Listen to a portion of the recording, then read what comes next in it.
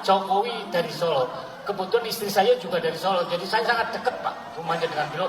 Saya tahu siapa Pak Jokowi, nggak pernah ngaji itu orang. Iya betul.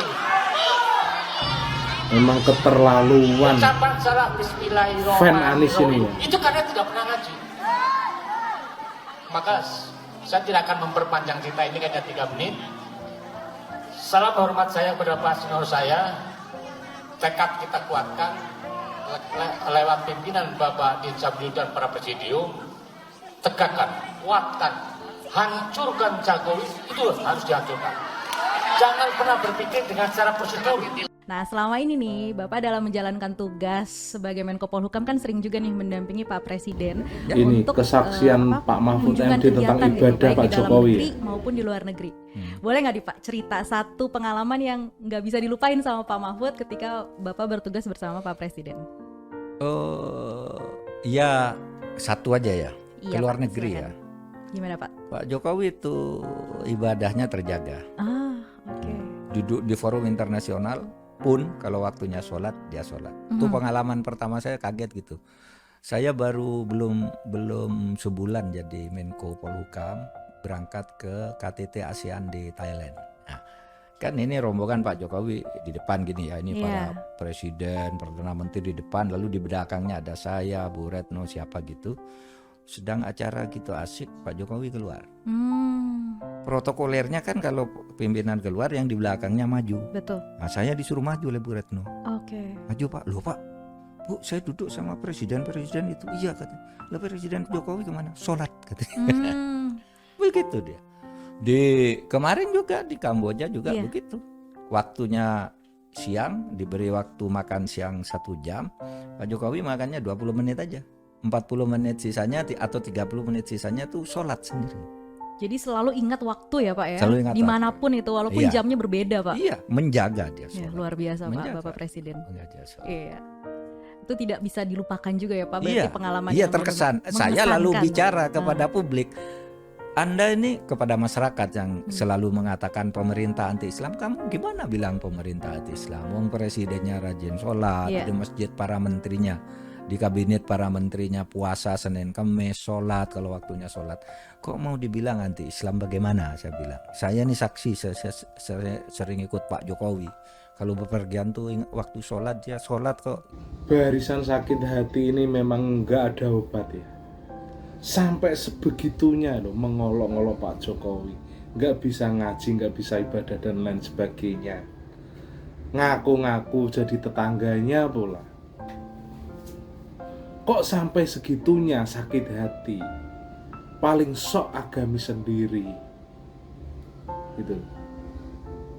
Emang kamu doang yang paling pinter ngaji, sok agamis. Emang kamu doang gitu. Terus fungsimu buat negara apa gitu? Apa gitu? Fungsimu buat negara apa selain menjelekkan dan mau memakzulkan Pak Jokowi gitu loh. Tak bilangin ya Drun, Pak Jokowi yang kau hina itu, beliau sudah sampai Mekah, masuk ke dalam Ka'bah pula gitu loh. Banyak orang yang iri akan hal itu. Tak hanya itu saja gitu loh. Pak Jokowi menjadi sahabat akrabnya Raja Dubai, Uni Emirat Arab. Oleh sebab itu Pak Jokowi dihadiahi masjid di sini di Solo. Dan tak hanya itu saja, masjid di sana di Dubai itu dibangunkan dan diberi nama Jokowi gitu loh.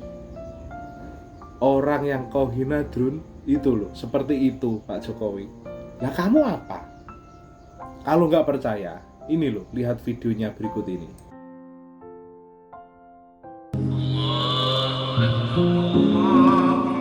Itu ya Masya Allah luar biasa. Saya melihat Pak Jokowi di dalam Ka'bah, di dalam makam Rasul itu begitu khusyuknya. Kalau saya di depan Ka'bah itu kan permintaannya kan luar biasa. Jadikanlah saya ketua RW, jadikanlah saya. Tapi Pak Jokowi yang begitu banyak masalah, banyak sekali PR.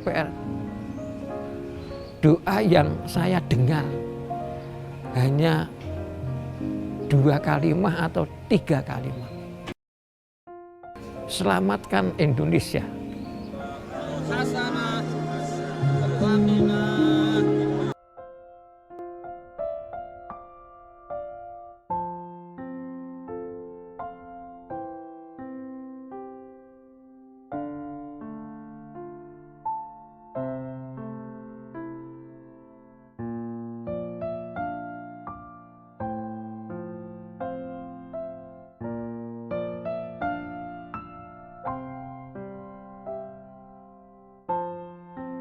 Alhamdulillah saat ini kita berada di Masjid Presiden Joko Widodo.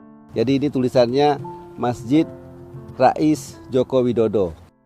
Masjid Presiden Joko Widodo. Jadi ini masjid di daerah ini mungkin cukup besar, bisa menampung kurang lebih 3.000 orang. Dan insya Allah sekarang sudah selesai kondisinya, tamannya juga sudah indah. Ada pohon mangga juga di tamannya, banyak pohon-pohon Indonesia lah. Jadi kita harus syukuri semua, kita harus terima kasih, dan mudah-mudahan dengan adanya masjid ini menjadi salah satu tujuan bagi orang Indonesia yang akan berlibur ke Dubai atau ke Abu Dhabi untuk berkunjung ke Masjid Joko Widodo yang letaknya di depan Jalan Joko Widodo. Jadi di depannya adalah Jalan Joko Widodo, kurang lebih sepanjang 2,5 km, dan di sini masjidnya Joko Widodo. Dan untuk diketahui bahwa masjid ini yang bagian halaman ruangan ini ruangan untuk sehari-hari dipakai untuk sholat. Jadi bisa kurang lebih ada 1.000 orang bisa masuk di sini. Yang di dalamnya kalau ada Jumatan atau pesta-pesta besar di dalam ini dibuka juga, itu kurang lebih di bagian depannya bisa 1.500 sampai 1.800 orang. Dan di sebelah kirinya ada buat wanita khusus. Kira-kira ruangannya seperempat ini ruangan wanita yang cukup bagus, cukup enak dan menarik juga.